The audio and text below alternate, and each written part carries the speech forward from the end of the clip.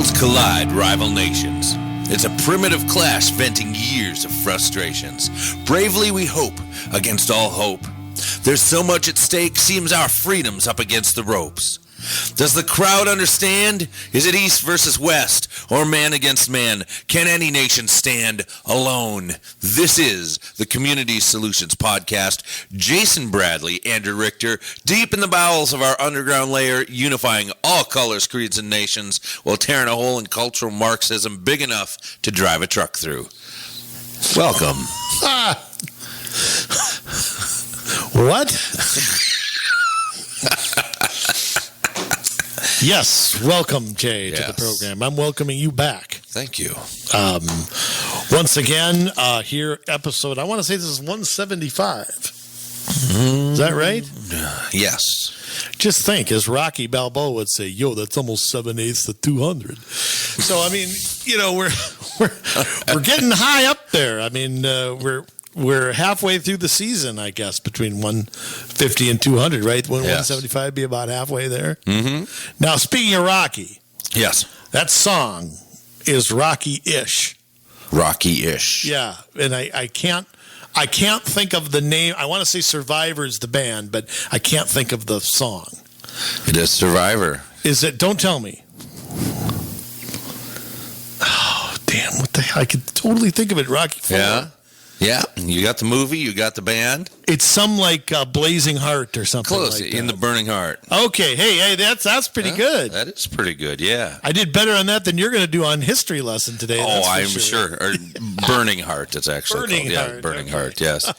I didn't get it to like the last line or two. Then I'm like, wait a minute. Yo, Paulie, what is that? It's like I can't give you the chorus. That's a giveaway, but you got it anyways. Right. I'm proud of you. That's good. I'm getting better. You know. I'll tell you what. By the time we get to episode 1,000, I might have like 120 right. You might, because there was a period where I swear I got like 4 of the first 90. You have 2 in a row. Is it 2 in a row now? Well, I'll tell you what. I'll take that. The Twins could use that right now. Yeah. I'm sure, as soon as the Queens start, they'll need that pretty by week Pick 3. Up where the Twins left off. They'll tag out and come back with that. Yeah. Jay, let's jump right into it.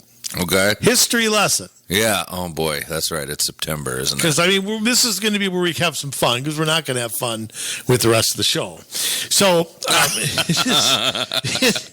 it is September, and we're going to concentrate on the September 1st through 11th. Okay. When I talk about 9/11, it will not be about 2001. Okay. Jay? Yes. September 5th. No, we're just saying early September here. Okay. Yes. September 5th, 1901. Something very prominent happened in United States history. Can you tell me what it was? Let's see. Teddy Roosevelt was the president. You're close. He wasn't the president? No, I'm just kidding. I know he was the president. You're just saying I'm close in my response.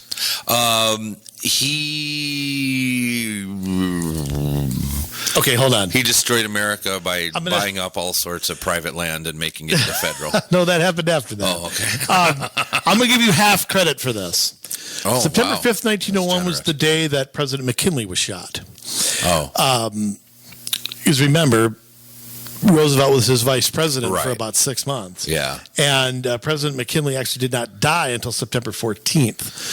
But September 5th in Buffalo, New York, the Pan Am expedition, which was a big light show. And you remember electricity was still kind of making its way to everyday Americans by then. Yes. And he was shot twice in the stomach by Leon Shilgaz.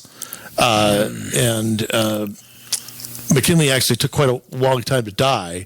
Stomach wounds at that time were quite fatal. Yes. Partly because of his obesity. But so September 5th, 1901, that was when he was assassinated. Wow. Moving on. Yes. To 1935. We got a lot of shootings in this, by the way. Wow. September 10th, 1935. What happened in American history, Jay? September September 10th, 1935. Now, I kind of gave it away by saying there were shootings. Yeah. Let's see. Let me go through my internal database of significant American shootings, and let's see. 35. That would have made what? Herbert Hoover would have been president? No. FDR. FDR by 35? 32, he was elected 32. first. Criminy. Well, then there's a lot of things. Okay, let's see. It's not Bonnie and Clyde. No. That was 1934. That was 1934?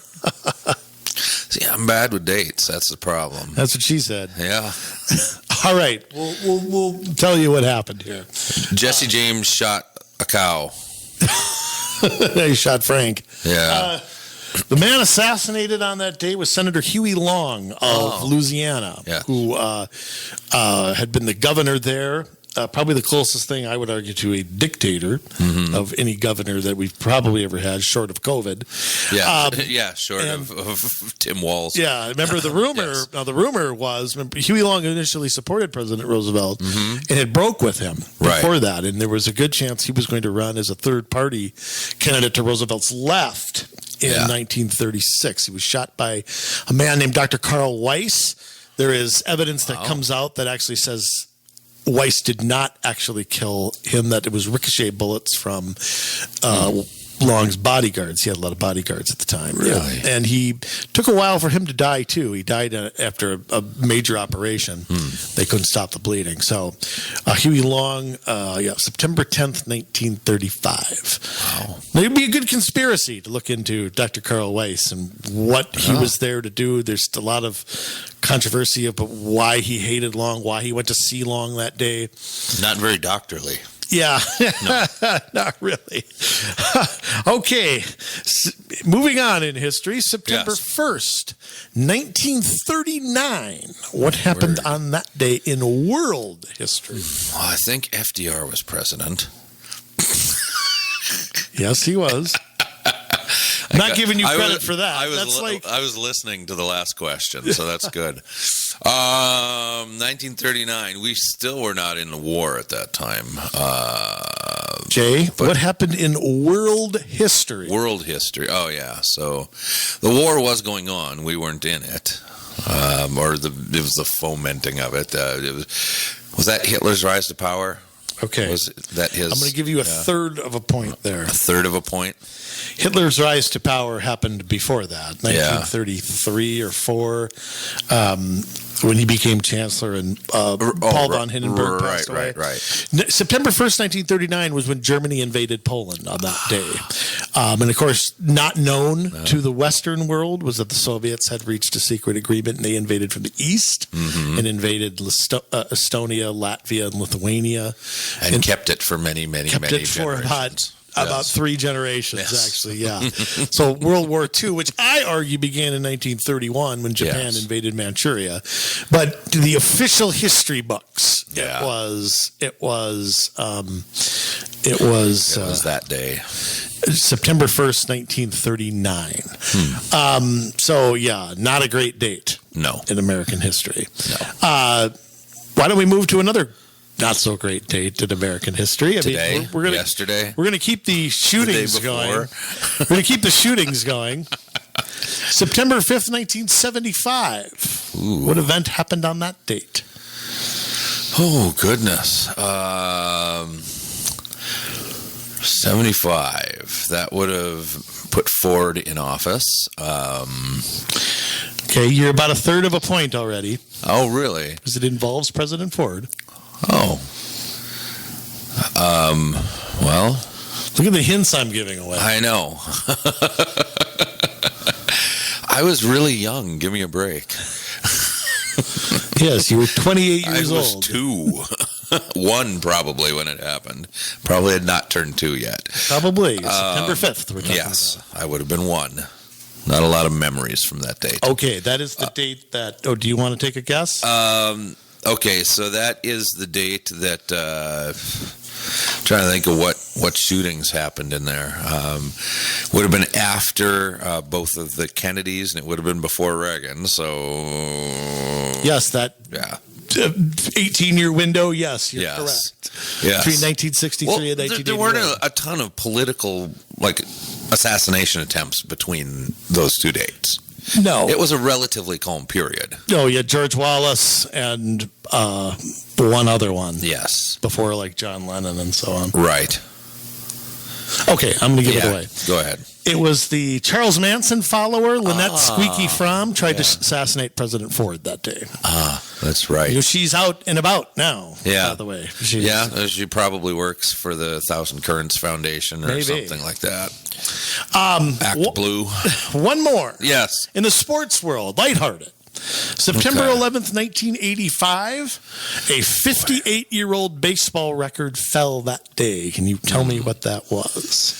85. It was probably Mike Smithson. No, it was not. I don't think he set any records except for maybe being tall. Yeah, he was about 6'8". Yes. Goodness.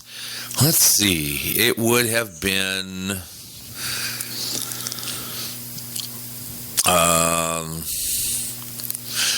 was that... no, that happened later, wasn't it? Cal Ripken Jr.'s streak. 1995. Only off by a decade. See, dates tonight, we just don't... Okay. You got one more guess? No, one more guess. It would have been... oh, boy. I don't know. Okay, it was the day that Pete Rose surpassed Ty Cobb for the all-time hit record, 4,192nd hit. One great individual conquers another. Well, flawless hero. Flaws in our heroes we have. Cobb retired in 1928. There's a little dispute about how many hits he actually had. Baseball Reference quotes it at 4,189. Other records hold it at 4,191. It's still the American League record. Rose finished with 4,256. I remember Pete Rose so well. I wanted to be a switch hitter, and I had that 80s bowl cut, a hair bowl cut, because he had it. Oh, boy. And I couldn't hit right-handed, and eventually I had to grow a mullet. So, a lot of change. A lot of change happened in the late 80s. No, I never wanted a bowl cut. I never wanted one. But he had one, and he had the most hits in history. I more wanted to grow the Frank Viola mustache, I think, growing up. And I was never a mustache guy. Yeah. I don't know. I know mustaches were in back then. My dad still never shaved his after 50 years. I asked him one time if my mom ever saw him without him. No, I never saw him without a mustache for a day. Wow. In fact, there's a handful of photos. My sister has his senior picture somewhere, and then from 1965, and then there is, my mom used to have pictures of him in the Marines. Oh, yeah. And where he had, a crew cut, or actually he had a hat on, I think, and no mustache then. But he grew one, the old 70s bushy leisure suit mustache back then. And so it was one of those deals. So, but he's never shaved it. It's all right. Worked out for Tom Selleck. I'm sure it worked out for your dad, too. Exactly. So. And so, some guys just, mustaches are their thing. It was just, I don't know. Just, here's the thing. Yes. If you've got a certain look like that, okay, it's almost like you're almost afraid to change it. Mm-hmm. Raleigh Fingers still has the mustache. He still has it? He still has that. Well, when he's you're probably Raleigh Fingers, 70. You wouldn't ever change that. Yeah. It's like ZZ Top won't ever shave their beards. Well, right. I mean, it is, you are that. Right. Just that is you. Part of it is you. So, I don't know. Some people will just never will just never change it. So, facial hair, it is what it is. So, But personally, I get sick of it after a while, and it's got to go. Yeah. about 3 or 4 times a year. It all just goes. There's gray hair all over the bathtub and all over the sink, and so it goes once in a while. Yeah, as long as I keep it short, it's good. It starts to bother me when it's not, but. My neck is what bothers me. Oh, I shave that all the time. Oh, my neck, girl. I've got chia neck. It's so awful. Yeah. I can't stand it. No, no neck beards for this guy. No Irish beards, no. All neck and no. Right. No. I have like baby skin on my neck. I just get a rash. God. All right. Jay, yes. We've had a lot of shows lately on race and on government response. Mm-hmm. A lot of talk about riots, a lot of talk about, where we think this is going, and so on and so forth. We touched a year or so ago, and I don't remember what episode. We probably should have looked it up beforehand, but we spontaneously do this show where we talked about GARE. Yes. As Brother Love would say, GARE. GARE. Okay, and I don't even remember what that stands for. It doesn't matter. Okay, yeah. It's this cities getting into this quote racial equity business. Yeah, and I'm still kind of. It's the Government Alliance on Race and Equity, right? Yeah. And I'm still kind of confused on. What city governments out there are racist and what, I'm still confused as to what all that means. Yeah. We talk about systemic racism, whatever that is. I know you tried to explain it. I still don't get it. And GARE is offering their services, and I'm sure it's free, to all of these cities to develop their own racial equity agenda, if you want to call it that. Yes. And I know we talked about it in that episode, sort of generally speaking, but what happens, Jay, when you actually get documents from a plan of Rochelle equity? I'm going to call it Rochelle. Yes. Rochelle equity. Okay. Rochelle is not. What does that look like? Feeling equal. Well, we know full well. We don't have to go far. No. We've talked about these things, and we're, I think, finally starting to see them in action. And what action it is. Oh, it's action. I mean, this... Action-packed. Yeah. We don't go too far to Golden Valley to see this in action. Shep Harris land. Yes. Boy wonder. Golden Valley, I want to just start here with their welcoming statement. Now, is this part of this welcoming cities stuff that we heard over at the League of Minnesota Cities? Yes, I think that's part of it. I think that deals a lot more with incoming refugees. The welcoming cities. We want to be welcoming to the people that come here from other places. I mean, the people that are pushed and dropped in our communities that we don't have a say about? Yes, that's exactly what I mean. Okay. All right. So I don't know if that's part of this or not, but maybe it's a knockoff of it. Welcome to Golden Valley, Jay. Yes. I'm happy to be here. Yeah. We're not in Golden Valley. We're close enough. Neighbors to the north. Yeah, they're close enough. Yes. Your neighbor to the north. My neighbor to the my neighbor to the south. I mean, my neighbor to the south. Our neighbors. We. Oh yes, that's right. We welcome Golden Valley, don't we? The city of Golden Valley. This is their welcoming statement. This is right on their website. Yes. Believes in and stands for the values of social equity, inclusion, and justice. Yeah. A lot of loaded words there. Oh, boy. I mean, social justice at one time was like a vigilante point of view. Now it's a mainstream point of view. Right. Episode 68, Manufacturing Equality, we talked about, Gare. Wow, that was a while ago. Yeah, absolutely. 2 years ago. Wow. Yes. So you're old. Because I've been podcasting for 2 years. Well, 3.5. Well, yeah, we're almost done with our 4th year. That's pretty amazing stuff. Had to put up with you that long? Oh, yeah. All right. We embrace. By the way, I don't really know who wrote this. I'd love to see like the rough draft of it, or who started it, or what, because it probably reads very similar to other ones that we've seen. I'm sure this was all organically made, right? Like every other city. Yeah. What did so and so do? Let's copy that. In fact, copying is actually part of their plan. Oh, we embrace. Joe Biden should come work at Golden Valley. Don't worry, he doesn't know where it is. We embrace diversity and recognize the rights of individuals to live their lives with dignity, free of discrimination, fear, violence, and hate. Okay, now, hard to disagree with that statement, but you and I both know what that means. Right.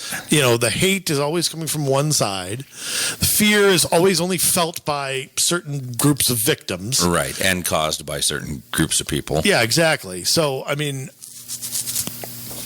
they're pretty much loaded statements here.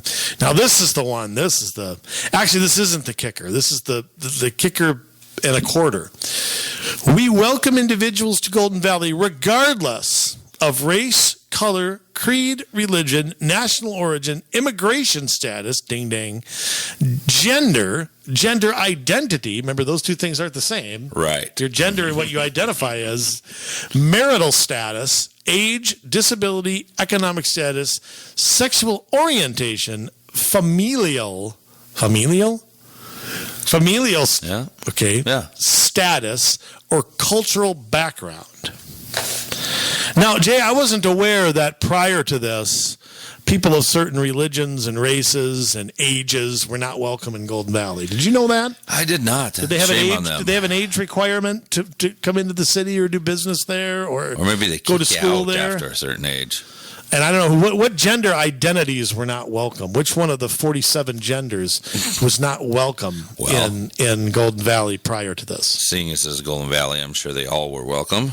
Yeah, I mean, immigration status, they pretty much announced they're a sanctuary city. Yeah. So if Canada, anytime you want to invade Minnesota, invade Golden Valley first. They'll welcome you. Because it doesn't matter because of their immigration status. Right. We strive to provide fair and unbiased services and programs, giving opportunities for all. What the hell does that mean? Well, do you remember when we were talking back on episode 68 that there was a big deal about... I have no memory of that at all. The way that even garbage was collected was done in a racially insensitive way. Do you remember that? No, I don't. Oh, okay. I'll have to go back and listen. Yeah. What was it? I don't remember. Well, that was part of the thing that they were complaining about, is that whites were even getting preferential treatment as far as garbage collection goes. What, they came first? Or I don't know. How can you do that with trash? Yeah, I don't know. But, and that's the thing. I mean... Well, what's an unbiased? If I dial 911, nobody asks about my creed or my religion or my disability. Yeah. Or if I go into a hospital bleeding to death, they don't ask me if I can pay the bill before they treat me. So I don't understand what is an unbiased service. Yeah, I don't understand an unbiased service. I understand what they're getting at with unbiased programs. I argue that none of the programs are biased because they don't turn anybody away. But again, we're looking at this cultural appropriation, where, we have dance classes. That's white. We have hockey rinks. They're white. Hockey rinks. They're white. So the services need to reflect a greater variety of cultures. We need to.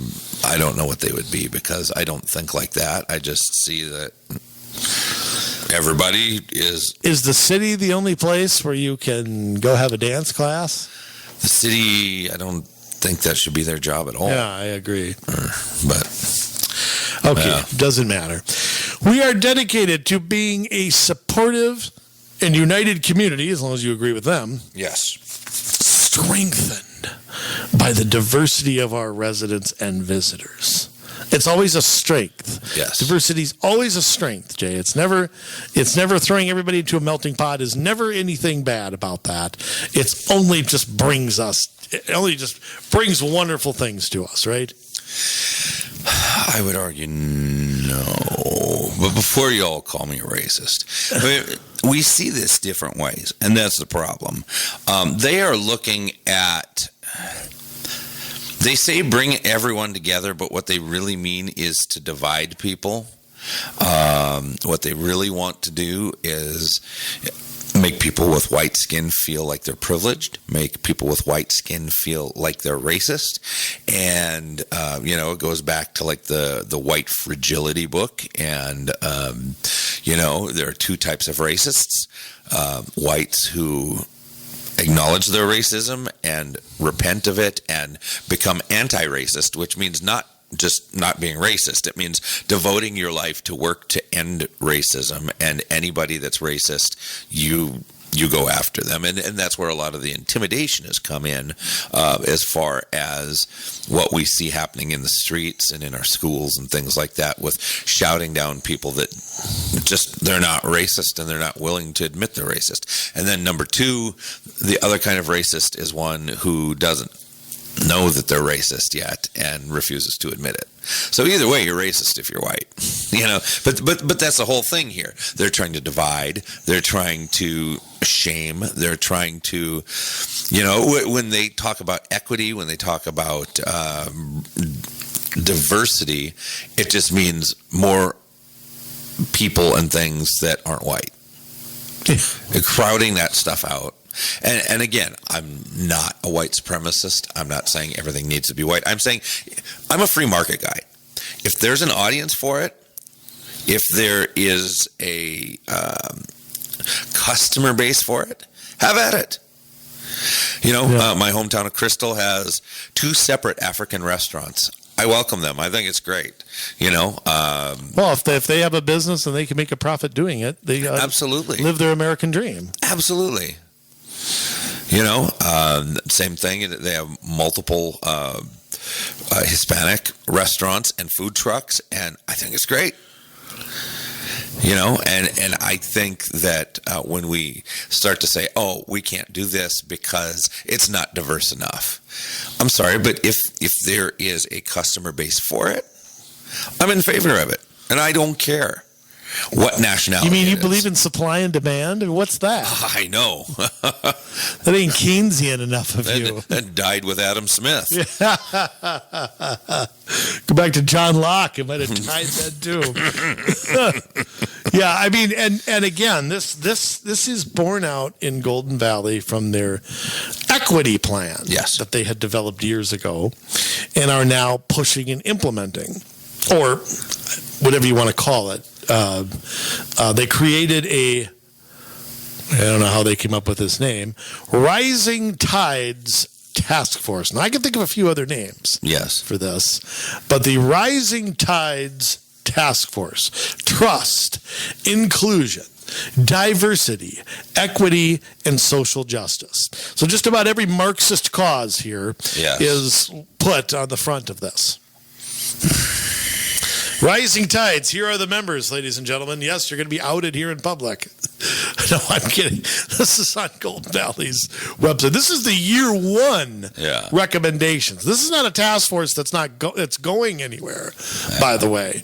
And I thought that maybe this would replace the Human Rights Commission. That's still around there, too. So, the chair, Joelle Allen.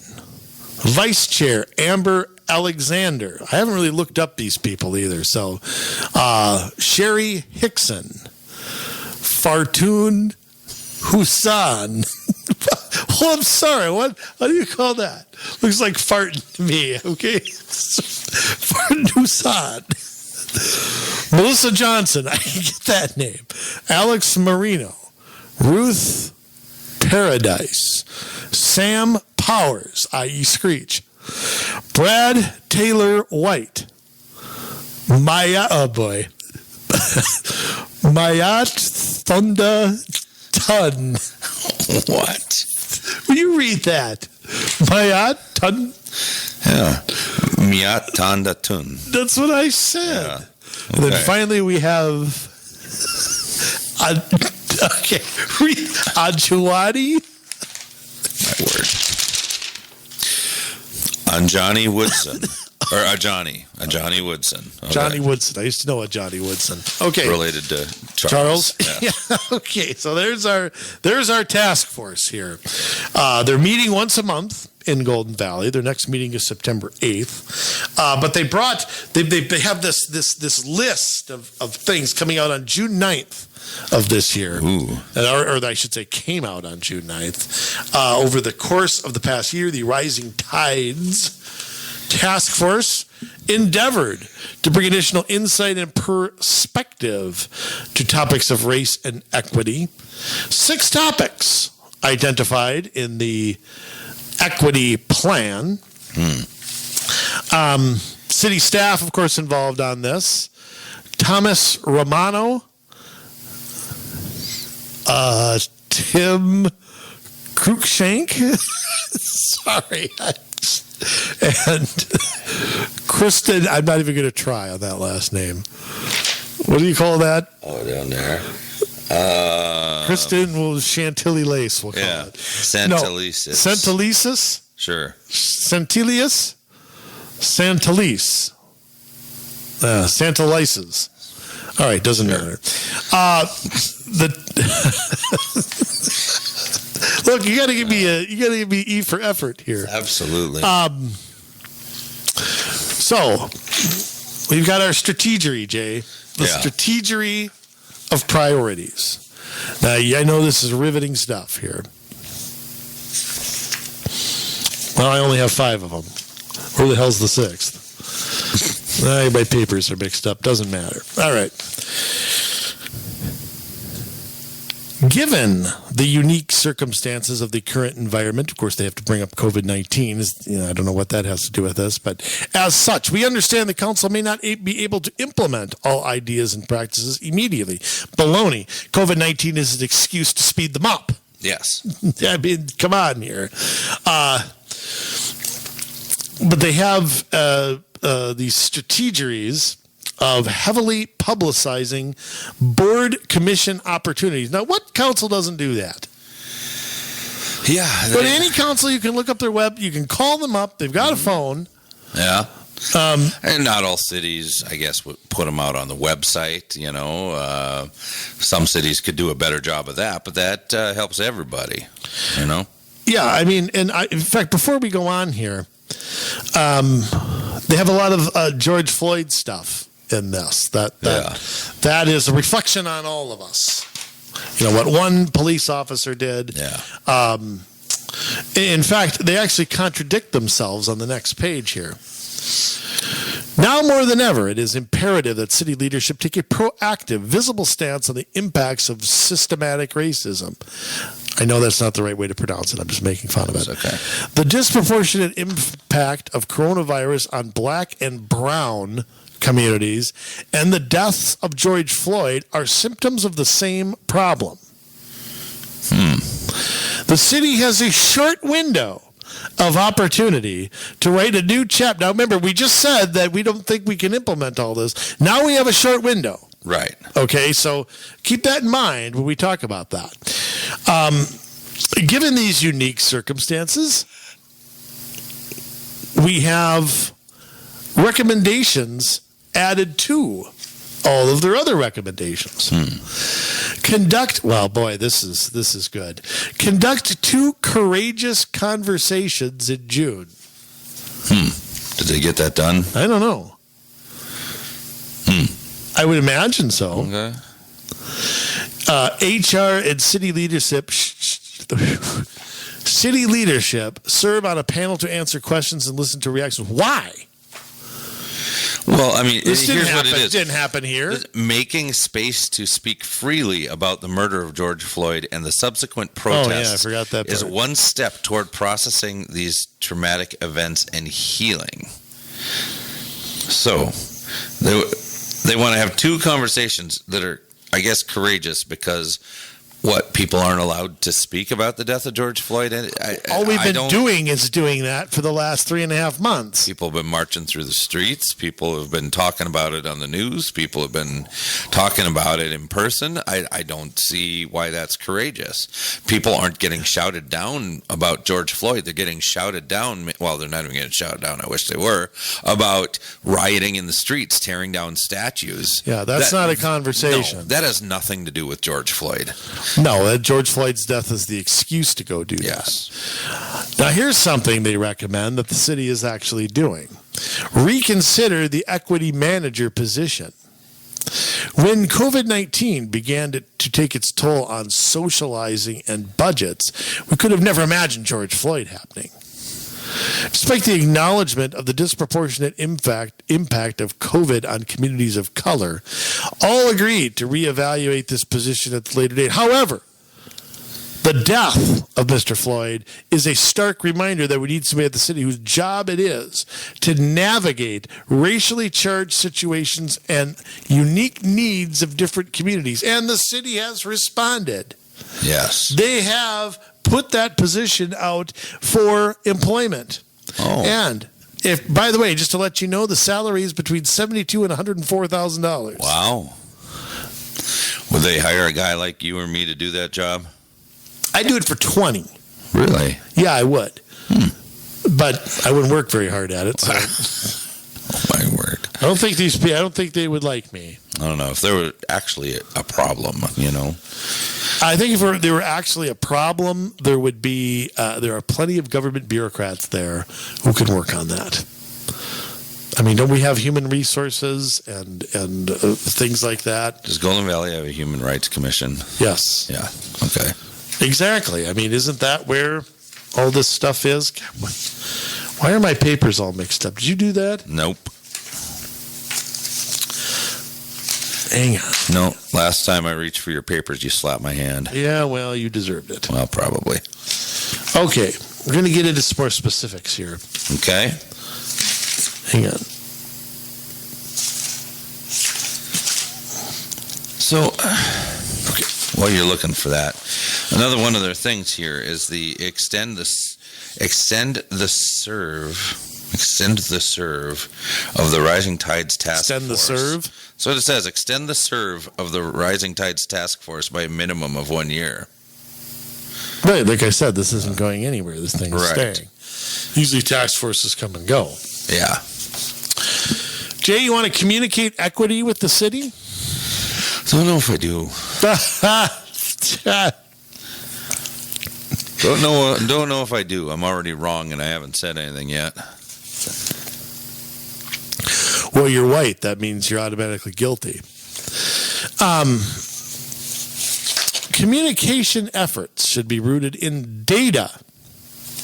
Data? And the task force recommends both short and long-term initiatives to put in place to collect data about racial, cultural, gender, lifestyle, makeup of the... I mean, don't we have that? It's called a census. Yeah. I mean, why do you need to know somebody's... First off, why is the government entitled to know anything about your culture or your religion or your Right. nation of origin? I mean, why is that important that they know that? Well, I suppose they can use it for campaigning. Getting tax dollars or something? Maybe.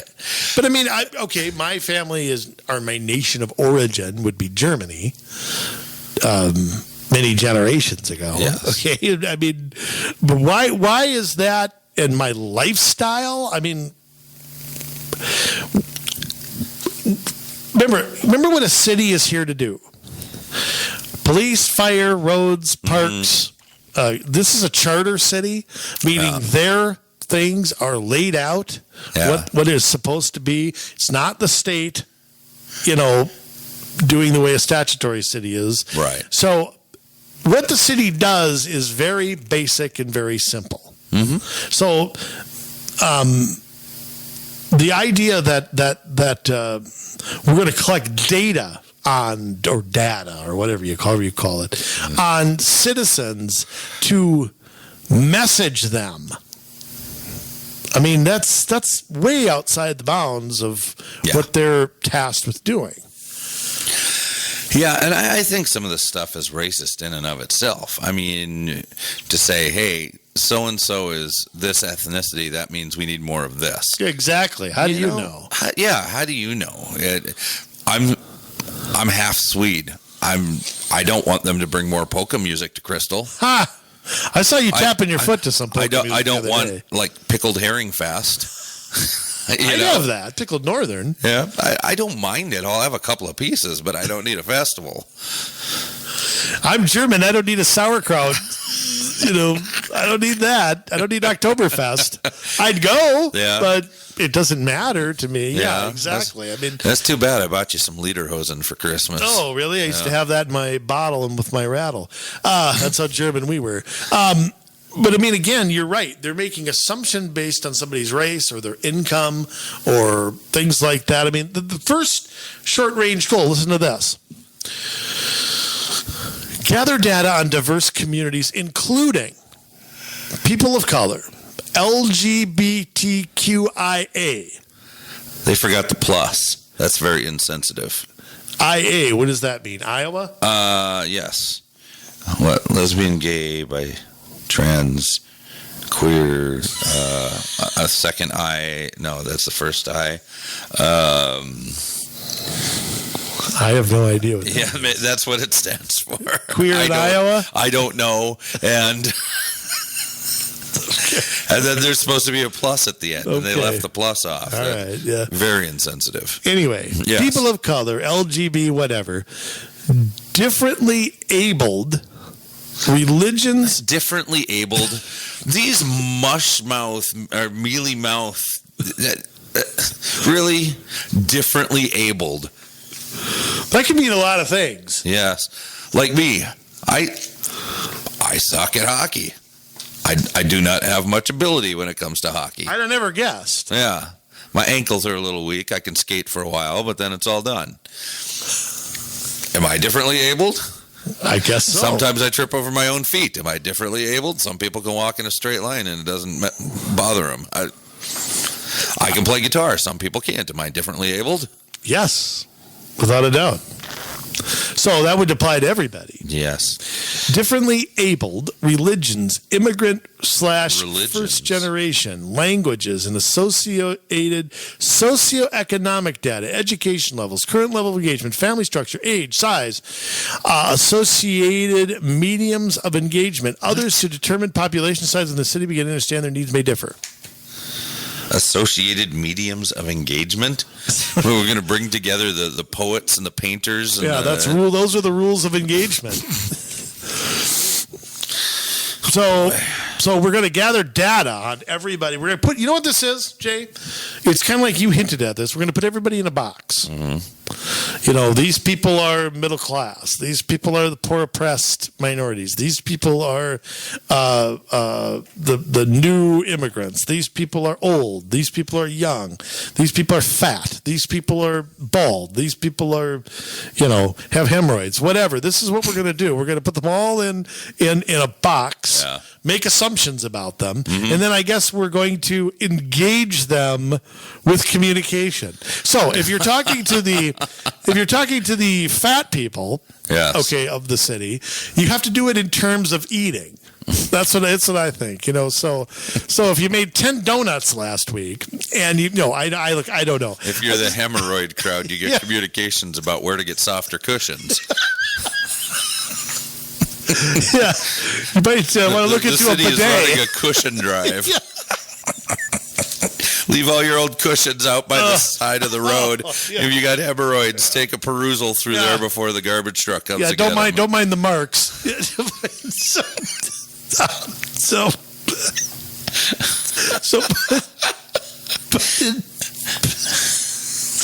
We're having way too much fun for such a horrible subject here.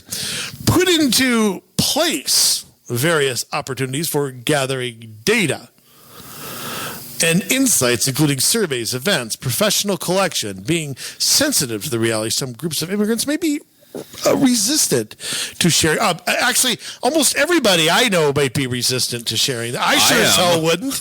Lack of trust. It has nothing to do with your immigration status. No, it has everything to do with it. Don't trust the government. And I mean, surveys, professional data collection, that costs money. Yeah. Surveys, how do we know who's taking them? And are they as useful as we've seen with these city surveys? Right. I mean, they ask questions, they have the same stupid questions over and over. Do and you over. support the police? Yes or no? 1 through 10, does the city, have enough trees? It's just silly. Yes. Here's my favorite. I'm skipping around a little bit. Yeah. Distribute the Rising Tides Task Force meeting packet. So, one of the recommendations is to promote themselves. So if you want to come bitch about something, here's the Rising Tides Task Force meeting packet. Yes. So distribute that. So what does that mean? We're going to mail it out to everybody? Well, no. Well, it says through social Facebook? Media and the website. I thought poor people didn't have computers. Well, there is that. I thought they didn't have iPhones. That's not fair. That's systemic racism to assume that they do, right? Because only rich people do. Right. Rich people you. I mean, really, should that be a point on here? I mean, shouldn't every task force and or advisory commission already put out packets in advance so that people can see what they're going to talk about at the meetings and minutes afterward to see what they actually said? And how about this? How about televising all of these meetings? Yes. I mean, all the planning commission meetings, work sessions. How about that? Where anybody, you don't have to look on Facebook to see what they talked about last month. Okay, you can go watch the meetings anytime you want to. I mean, last time I watched Channel 16 or Channel 18, there wasn't too much going on. So I think they could use a little programming. Well, so I mean,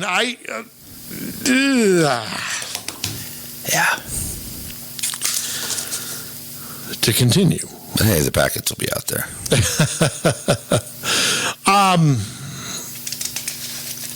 don't even know if I want to continue with this. Let's skip around. By the numbers, Jay. Yes. By the numbers here in Golden Valley, this racist, horrible city here.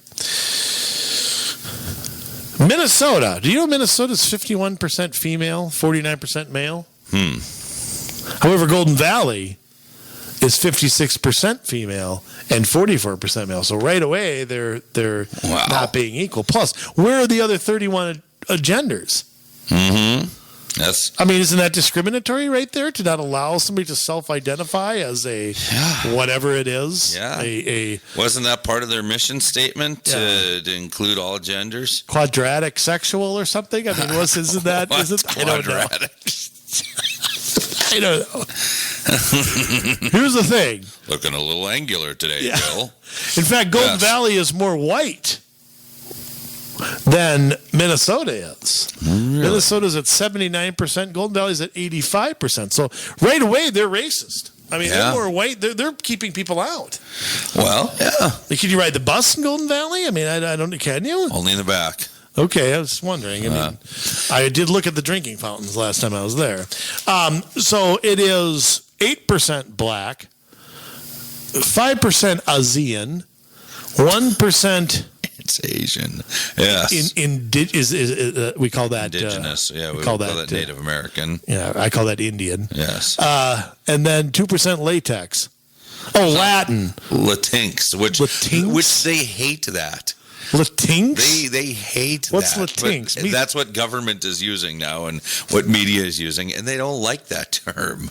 Well, what is that? Instead of saying Latino, Latina, because you have to make it male and female. Yeah, but that's what the language is. It's their language. Right. All right, so it's 2%. Yes. 2% Pablo and Juanita. Can we call it that? All right.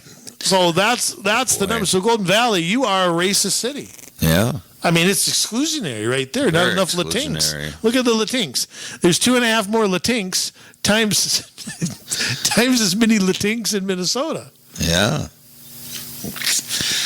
And there's too many black people in Golden Valley too. We got to get equity. Yeah, there's Remember, every 8% city's got to be the versus 7%. same, Jay. Yeah. That's one of the proverbs here. Golden Valley doesn't have any others. Oh, no. 2% other in Minnesota, and no others in Golden Valley.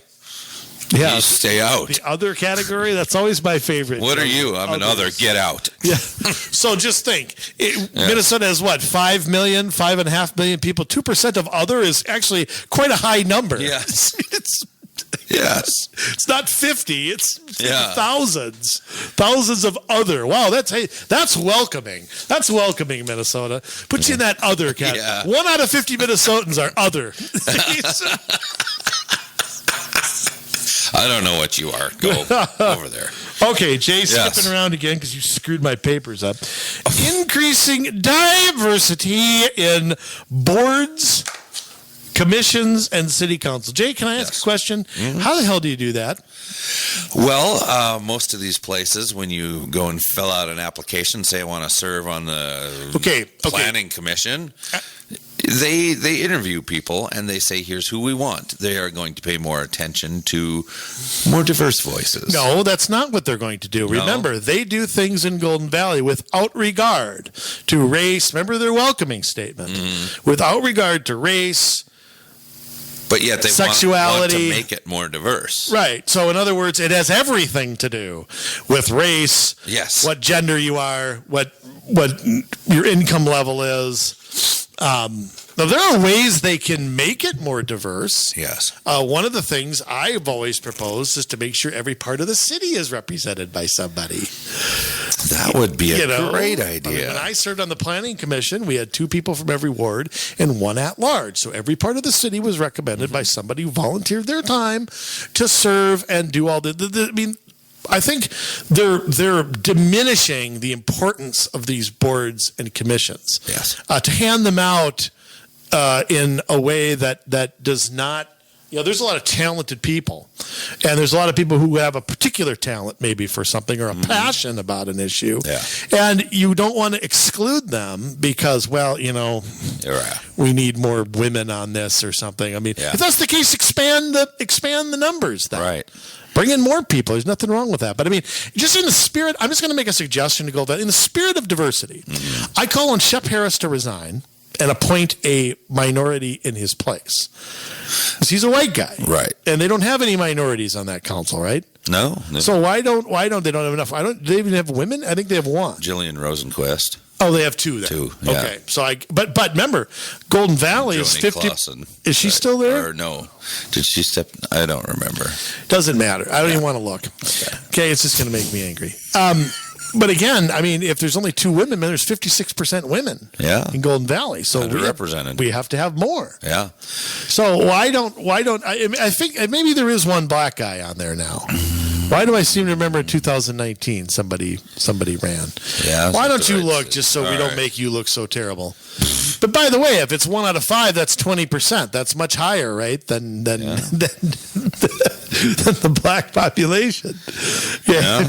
And again, the percentage of conservatives that live in Golden Valley is at least, I would say, 35%. How many conservatives are on the city council? 0. Yeah, no kidding. If you're that concerned about spreading the wealth and making sure all viewpoints are covered. But hey, that's not as important, is it? So, I guess not. All right, here we are. Golden Valley City Government, Boards and Commissions, City Code, City Council.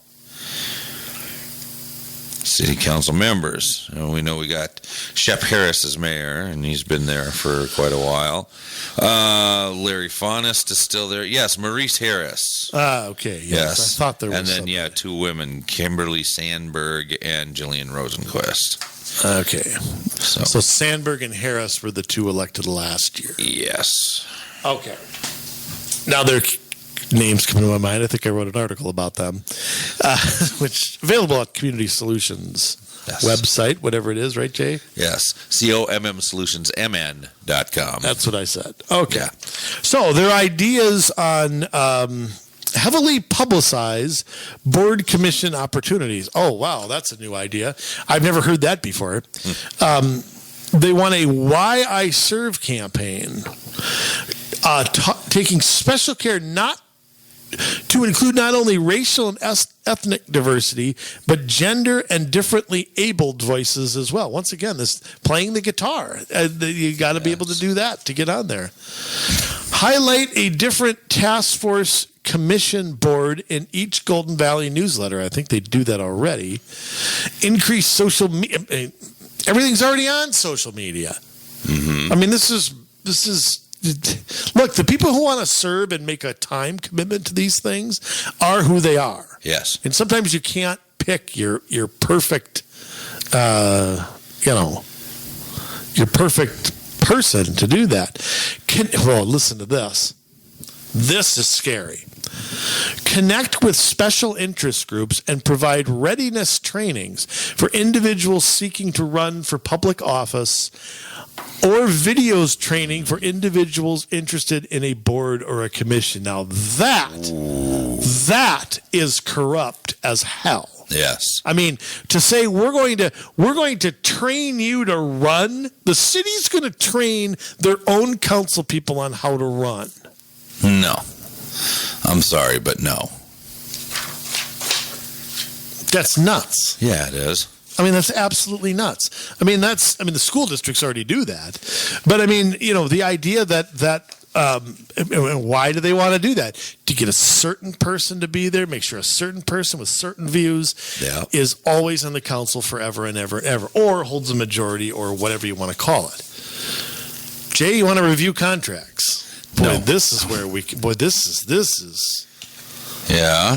This is another one where I don't see how you get into this and not have some sort of corruption here. Now, look, again, you've heard the saying, "A road to hell is paved with good intentions." Yes.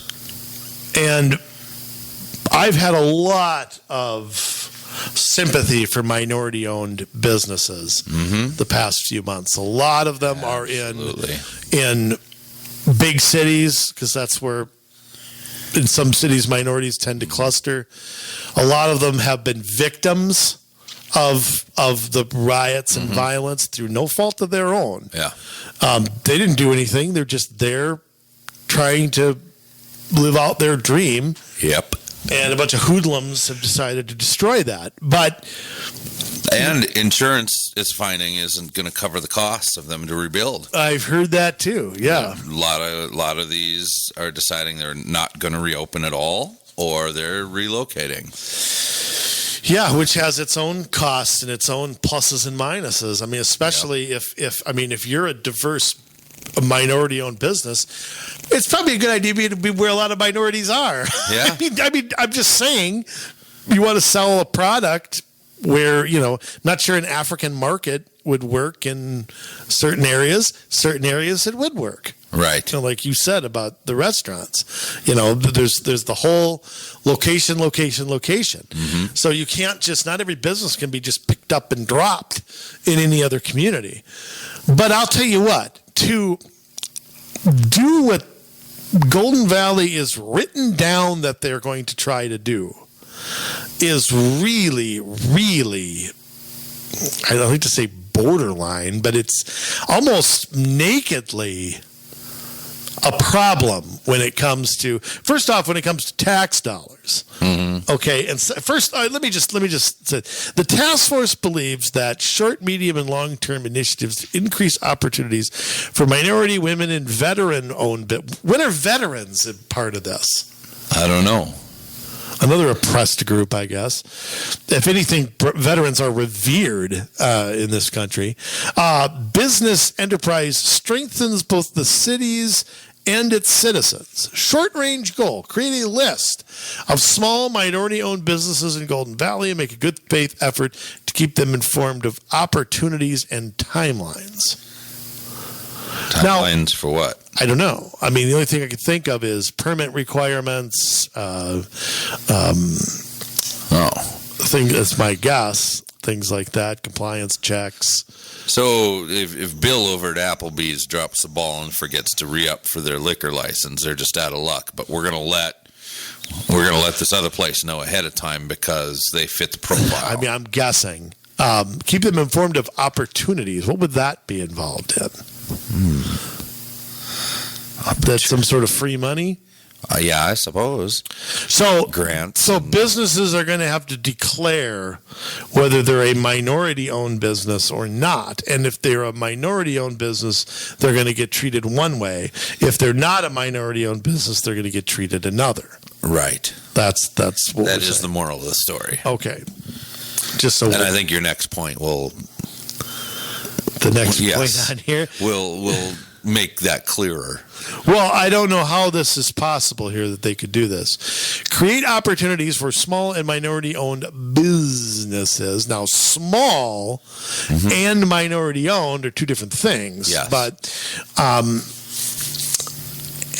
by revisiting how contracts are awarded, I'm assuming this is city contracts. Right. Begin with contracts under $175,000 where the city is not required to meet public bidding law requirements. Or by requiring larger contractors to subcontract part of the bid to underrepresented businesses. Wow. So think about that for a second. We're going to basically, if a bid is under $175,000, from how I'm reading this, there does not have to be a competitive bid for something. So if there's a street project, a street pavement project or something, or houses, they're going to build some houses, and it's under $175,000, they do not need a competitive bid. So now, is every house a different contract? Yeah. Not necessarily. I mean, but it could be in a place like Golden Valley where it's already developed. Yes, I think that's possible because you're not going to find too many developments. You're not going to find a 50-house thing plopping. You'd find that in Mini Trista. You might find yet another luxury apartment building. They have about 25 billion of those, but. Yeah, I suppose that's all for the minorities to go live at, right? That's all for the poor. Yeah. But requiring that larger contractors subcontract part of the bid to underrepresented businesses. Now that's crazy. And how do you define that? Well, let's say what's an underrepresented business? Let's say they're building another luxury apartment building along 394. And you run out of room. Yeah, they are, but they'll figure out. Oh, they'll build one on top of another one. Yeah. So we all know those are expensive, millions upon millions of dollars. So a large contractor like Doran or somebody is going to get that contract. Well, there's only so many of those companies that do that, right? By the way, Aladdis or Doran or whoever. We know the big ones. They're going to get the contract, and they're being then required to subcontract parts of that. As I read this, to minority companies, whether it would be plumbing companies, whether it would be electric carpentry, carpet, whatever, lawn care, anything like that. Yeah. So they're saying you don't really get a choice in who you hire to bring in. You've got to show diversity. So let me also translate: quality doesn't matter. No. Instead of them hiring who they think is the best or who they've worked with or something like that. And I'd like to know how many minority-owned, plumbing companies are there? I mean, it's you may be very slim pickings with some of that. Yeah. And if what if you try and you can't? I mean, it's possible that you can make every good faith effort and still come up short on something. Right. What are you going to quit the project halfway done? I mean, host information sessions, lunch, and learn supplier diversity series, which includes how to do business with the city. So it sounds like they want to put on some lunchtime programming for people to come in and learn how to do business with the city. So you can get those contracts. Well, if the government wasn't so big, Yeah. so they're going to we're going to have a tax-funded luncheon. Yeah. But I would like to know if minority business owners come to this luncheon, are they being tracked and listed and then given opportunities that other people don't get because they've been identified by the city as minority businesses? Yeah, they probably get put in a database, and when a contract comes up, like you mentioned about we got a list of people here, and They you're going do to have that to all the pick time. from them. They do that all the time. Yeah. And a minority-owned business does not necessarily mean it's a minority employee business. Yeah. Keep that in mind, too. Just because there's a owner who's Asian or black doesn't mean they hire nothing but Asians or blacks. Yeah. Plumber, you have to have a license to be one. Carpentry work, that's not easy. You got to be an electricians. Mm-hmm. You got to be an apprentice, and you've got to go through a place like Dunwoody or something like that. A place like that, Hennepin Technical College. I mean, it's not that simple to just go out and demand that. No, it's not. So, and you want people with the right training and the right expertise doing the work. How about this? Hey, speaking of best practices. Yes. Compile sample procurement. Right. Policies from other municipalities. Share that data. Absolutely. Call up New Hope, get all their good ideas, all zero, and put them all in an empty bucket and bring them over. Use the guidelines to spell the philosophy that diversity is good. And the need for regional, cultural, social diversity to access global skills and markets offered varied viewpoints. I can't even read this. I don't even want to read this. So basically get together with other cities just as dumb as you are and see which things work out the worst. Because if it's worse, then that's what they're going to have. Yeah, well, and keep in mind, diversity means less whiteness. Why don't they just put up a sign, whites not wanted? Yeah. They even have a medium term, medium range plan. Oh. What is supplier diversity? What is that? Supplier diversity? I mean, is that in construction? Is that in where you buy? I suppose where you buy things, office supplies or uniforms, or anything that supplies the city with capital assets. So we have to have. Oh, that's beautiful. There. Oh, sorry. We have to have diversity in that. We're such an exciting radio program. We bore ourselves, folks. I'm boring myself with this. Yes. How about this? How about this long-range stuff? Yeah. A comprehensive policy should acknowledge and address, as appropriate, the following. Past discrimination. So, in other words, policies should state the intent to create contracting equity.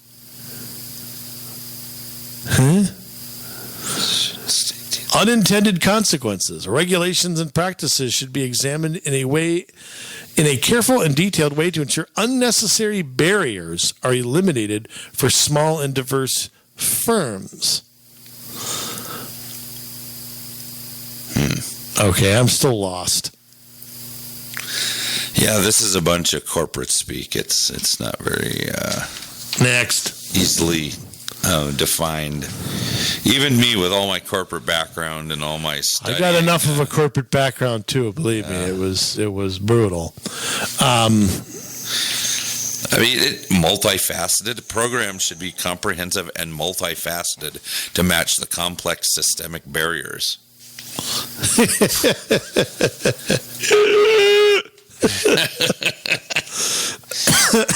Yeah, That hurt. that's good stuff. Diversifying employee recruitment, Jay. Yes. Diversity.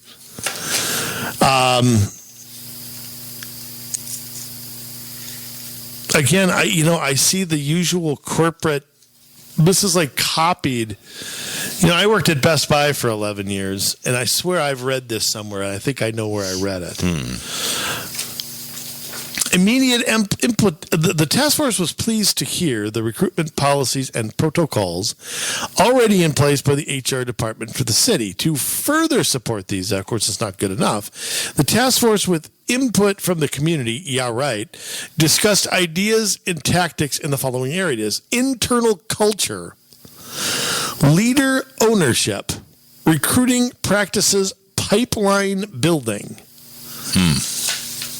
Okay, now, recommended for immediate implementation.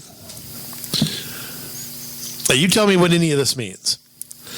Build routines to ensure internal employee culture is one of inclusivity and belonging.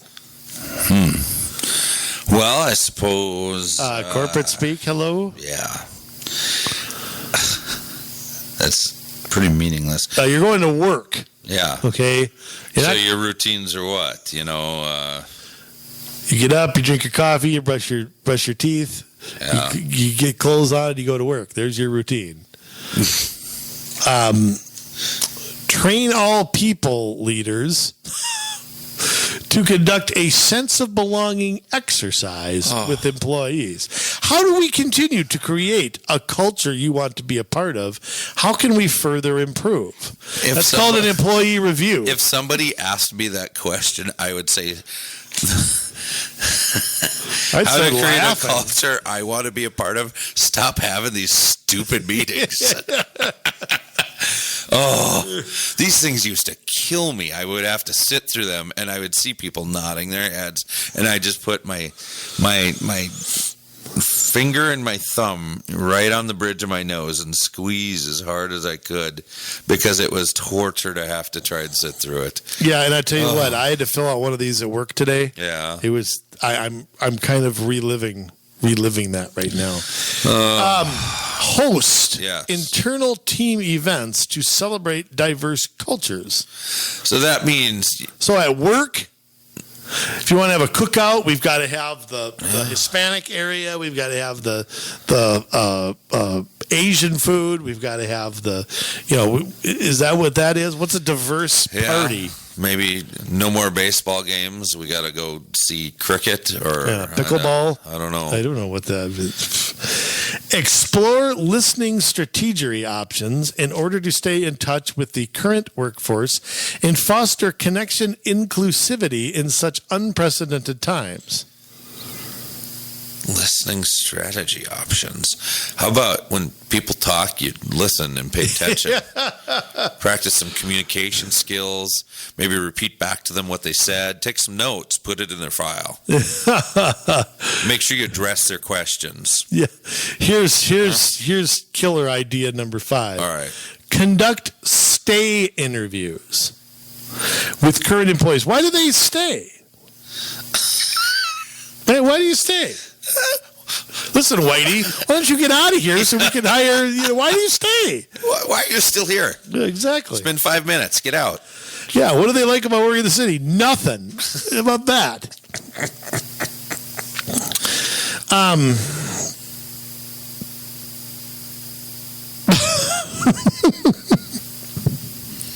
All right. So they... Recommendations for future consideration. I'll tell you what, these just aren't good enough to implement now. We had to wait to do these. Forget the first one for a second. Institute a practice of employees completing internal resumes. Let me tell you something. If you've got a job in a city of any prominence, you've got a resume. Yes. Well, what they're saying here is they want people to apply for jobs within the city. They don't want them to go outside to another city. So they want to put a practice in place where if you work here, we want you to stay here. So go ahead and... Even the white people? Well, I don't know about that. Yeah, that's what I thought. Yeah. Provide training for all hiring managers on how to effectively source and recruit talent. Okay, we just established we don't recruit based on talent. No. We recruit based on other things. No, talent in this is a noun. It is and it's synonym for people, diverse people, to be exact. I see. Because they will have goals on meeting that. And I think that they actually kind of say that here. Set goals for leaders to broaden their network, build pipelines for future openings, meet one new person in my industry per quarter. If I was a manager, I would be gouging my eyes out with a fork. That sounds like the most painful process. Okay, here's where it gets, yes, I don't want to say funny, but I'm skipping around a little bit just because I'm bored with this. No, I'm kidding. I'm not. Stress the importance of a nurturing and diverse workforce. In other words, social inclusion. Okay, again, you're not here to socialize. Take part in society, bring different skill sets, and enrich part of the company. Huh?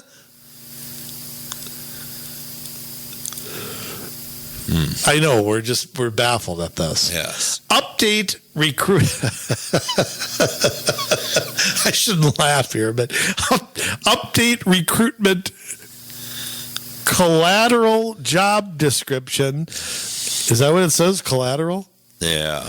Interview guides to emphasize commitment to inclusivity. So basically, the job postings and the job descriptions have to include language Yes. that accentuates diversity, Jay. It's not enough to say, look, this job's open. If you're qualified, Right. send in your resume and come on down for an interview. No. We can't do that. We have to include language. Showcase people of color in recruitment collateral. Translation, whitey's not invited. Yes. Why don't they just say it? We don't want whites to apply. I mean, why don't they just say that? Include city values language on all postings. Yeah. Review and update required desired skills to remove any unintended, there's the systemic racism again, Yes. Jay, bias and barriers to diverse communities. So what skills would be a barrier to a diverse community? Probably anyone that you could think of. Yeah. I mean, look at it this way. Any job requirement is going to bring down the pool of applicants. Right. No matter who it is, white, black, doesn't matter. Okay? Any job requiring a 4-year degree, what happens? Yeah. The pool of people goes way down. Okay? Any job requiring experience, the pool of people goes way down. So, a barrier to a job is not race-based, it's ability-based. It should be. But, required and desired, this tells me we're going to dumb down who we bring in here. Right. We don't really care that required and no. Look, some skills. Look, I do think having a couple bilingual staff people is important. Yeah. Because I think that it is important that you can communicate with some minority groups who maybe can't communicate with you. There are different skills that can be changing and evolving. But if we're going to say that requiring certain skills should be removed,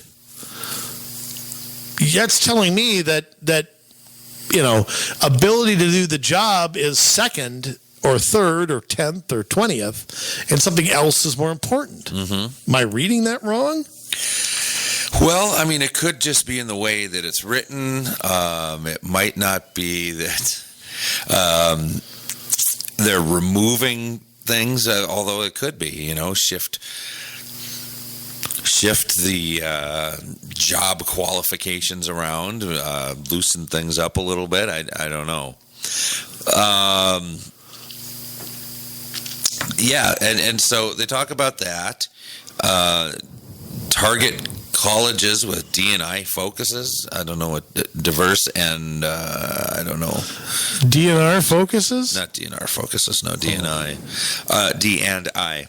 Build connections with local school districts about careers in government. Oh boy, they don't even teach civics now. Why would they? That's what we need. A bunch of kids growing up wanting a government career. Oh. And ensure diversity in interview panels for open roles. So it's not enough to bring in diverse people to interview. You got to have diverse people interviewing the diverse people. Yeah, I guess so. And I mean, and they have a bunch of corporate speak about community outreach.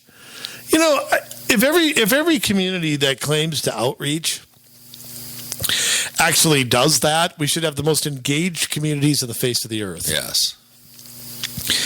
Communication and outreach is a two-way street, folks. Yes, it is. And if somebody doesn't care, doesn't want to be involved, doesn't want to be a statistic to getting some cultural diversity or something like that, then maybe they don't want to do that. Yeah. So but I mean, this is just. By the way, one last thing I want to mention about this is that.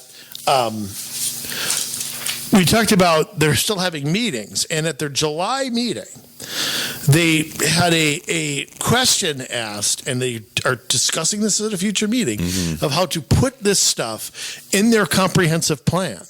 Yes. And Jay, you and I know what that's going to lead to. It's going to lead to more public housing, subsidized housing, which is funny. High density. In a city of Golden Valley, putting up luxury apartments, and then they talk about equal access and all that kind of stuff. And there's going to be more transit. There's going to be more bike paths. There's going to be more walkability. You're going to change the amenities of parks. Yes. Yeah. I mean, that's where you're going to get.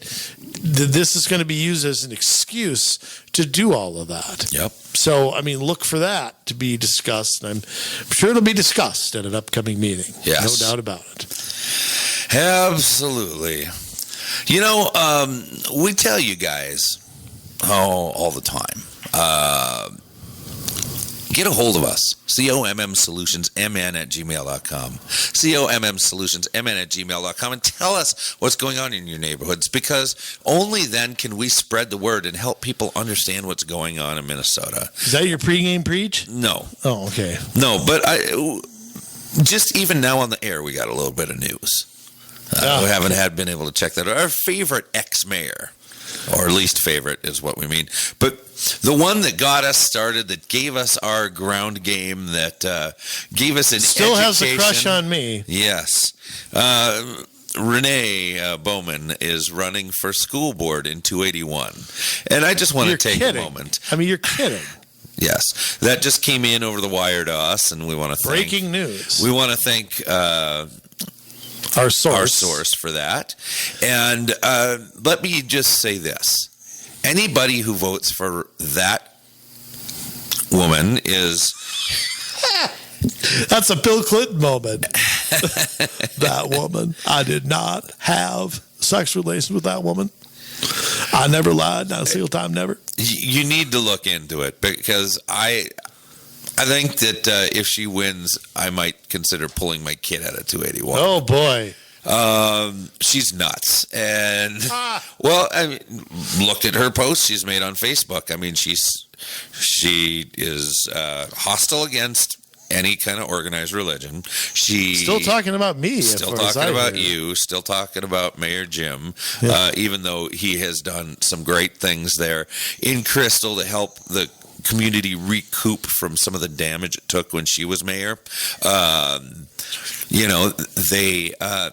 She, how do I say it? She puts very vitriolic things up on her social media. The things that she believes in are fringe topics. They are not middle of the road. They are not even what I would consider democratic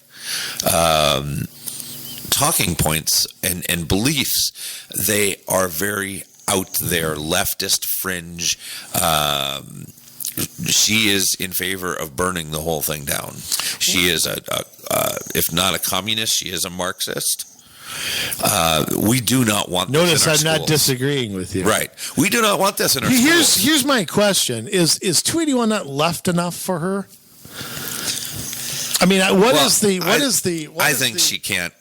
She still hasn't come to terms with being beaten twice by Jim, and so I think she wants has not. power. She has not come to terms with the fact that I think she still thinks she was cheated, or everybody else lies, but she does. I mean, I'm sure she still thinks that, which is fine. I don't give a rat's ass what she thinks, but I mean, I just hope and pray.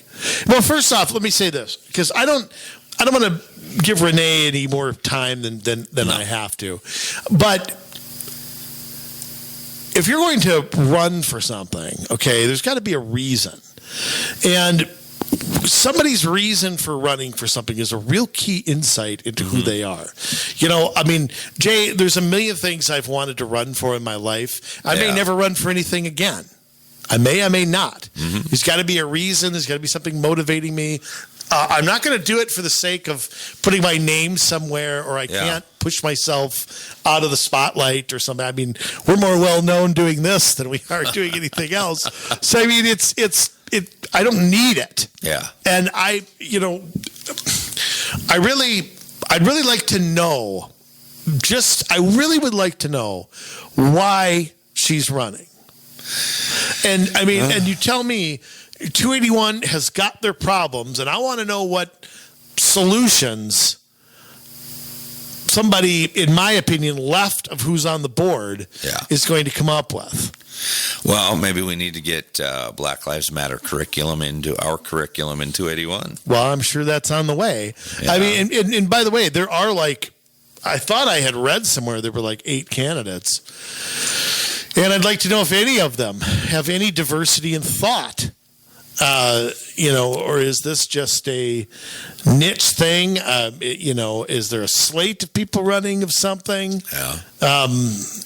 It's just kind of head scratching that I know 281's had a lot of weird decision making that has come under fire, but I haven't heard from a lot of the critics what they would do differently. Yeah. Especially the ones that are public school cheerleaders. Because to me, if you're that close-minded, then, Well, with Renee, it would be about more radical curriculum. It would be about raising taxes and more referendums. I mean, we know this. Probably. She raised taxes as mayor all throughout her tenure. And bonding. Yeah, more bonding. Yeah. Yeah, so I mean, we're definitely not going to get any financial relief, but I would like. Does she have a website we could share? You want to Google that? I don't care. Well, do we have a list of people running? It's out on the Secretary of State's website. Okay, hang on. Let me look for it real quick. You're going to look for it? Yeah. Tell you what, I'm going to talk a little bit. You go look for that, and we'll come back around. Listen, Minnesota. Are we styling and profiling? Yeah. Okay. Yeah. So listen, Minnesota. We are not anti-minority, not in the least. As we have said on this show many, many, many, many times, we believe in human ingenuity. We believe in what the capabilities of men are. And I don't mean men as in men and not women. I mean as in mankind. So all you woke people can stop it now. We believe that given the opportunity, and once you have the drive, you can do anything. If you put your mind to it, you put your hands to it, you put your heart to it, you can do it. Now, it's different for different people because they have different skills, different abilities, different ways to learn, different time it takes to be able to get things done. But you know what? If the desire is there in your heart, where there's a will, there's a way. And we believe in the people of this state, whether they're white, whether they're black, whether they're brown, whether they are of a different nationality, whether, if they're Asian, they're indigenous, whatever. We believe in that. And we think that some of the greatest ideas yet to come will come from those people. We believe that there should be more African Americans in our city councils, in our county boards. But we also believe that once they learn the truth about how this has really worked over the last number of years, as in our last podcast, I believe it was, that there will be a lot more of them walking away from being a straight up Democrat and instead embracing a more common sense approach, and especially at the local level where it's supposed to be nonpartisan. You find out that a lot of us do believe a lot of the same things. And I, for one, would be glad to have them, side by side with me, helping us transform our cities, our counties, our state. Because we're all in this together. And we've got a bunch of power-hungry people up at the top that are trying to dictate to us the way that they want to remake the world in their own image. And guess what? It's not good enough. It's not good enough because you're trying to put together some sort of phony formula just so that you can look cool. I'm probably going to get in trouble for this. But all you people who are saying, there needs to be reparations for slavery. Slavery was bad, so we got to pull down these statues. Slavery was bad, so we got to march in the streets. Slavery was bad. Slavery ended a long time ago. President Lincoln put a stop to that. Well, at least supposedly he did. Now, in this day and age, we have more slaves than we have ever had because of trafficking of boys and girls and women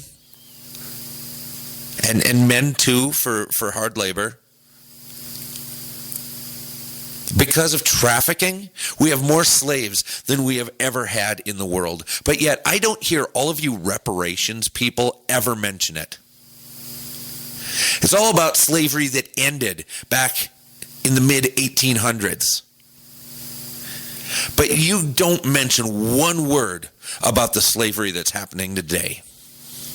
We have more slavery now than we have ever had, and you people turn a blind eye to that. If you put your collective heads together to try and stop that, maybe we'd be getting somewhere. But no, you want to remake the world. You want to tear it down and build it up again when we see things like the Great Reset coming out of the World Economic Forum in January.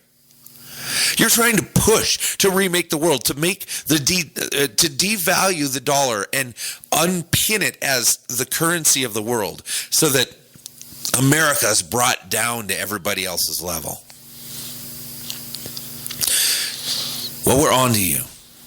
And we are going to stand and we're going to fight until we're not able to stand and fight anymore. And it's not just about government. We're going to stand against all that Marxist stuff, but we're also going to fight things like real slavery that is happening right now, not the slavery that was ended. It was done. I never owned slaves. Andrew's never owned slaves. I'm pretty sure his family's never owned slaves when you look back through their lineage. But yet we're supposed to feel bad because we're white. Well, guess what? These whiteys hold part of the solution to this problem, just like some of the blacks and the other cultures in this area, the Latinos, Latinas, and indigenous and Asians, they all hold part of the key for us to get out of this and to do this the right way.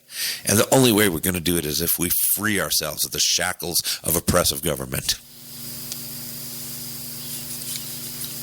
We've got a fight on our hands. For all you conservatives that think that, I can't vote for President Trump because I don't like his tweets. Let me tell you this. It's that or socialism. Yeah, maybe Biden's not a socialist. Maybe he's not a Marxist, but Kamala Harris is. The people running his campaign that'll get put into positions of advisory and of power behind him, they are. They believe in it. They're true blue. So if you think that you're going to throw your vote away because you can't vote for Trump, look at what he's done. Maybe we should do a show on that. I mean, that's not really local, I guess. We could do a little segment on that.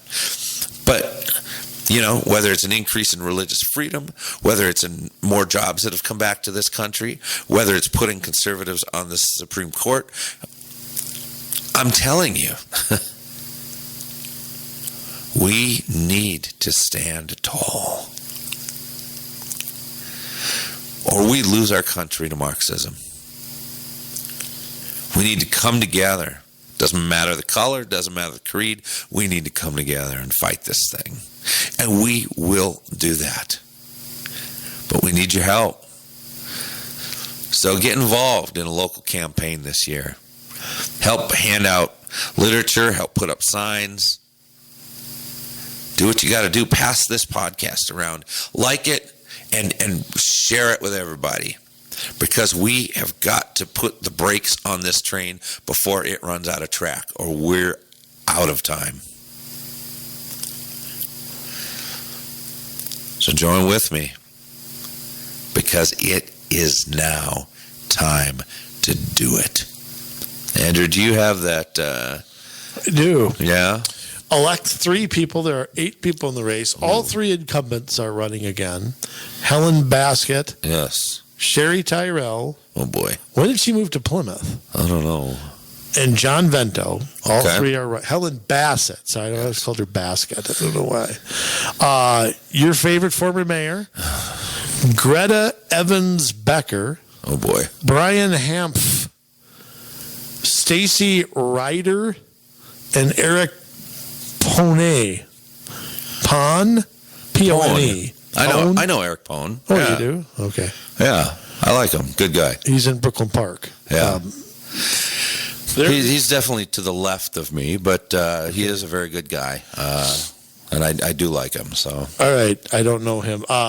Stacy Ryder has a website. I don't see. Renee does not. Brian Hampf does have one. And Eric Pone, let me just see real quick if I can pony up a district here. He has a Facebook page. Okay. I don't see a district. I don't right. see one. So, I don't see. I guess you people can go search for it if you want to. Wow, there's your choices. Whatever you do, don't vote for Renee. I guess do I have all to can keep say. another? Do I have to have another one where I write in Hugh Harry Arm or Seymour Butts or Hugh G. Rection? Do I have to write those all in again?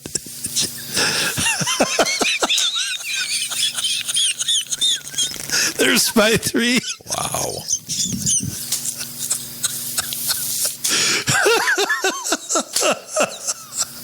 I think that's who I'm writing in. Oh, how's that sound? Fantastic. Oh, well, with that, there's only so much we can do. It's all on you now. So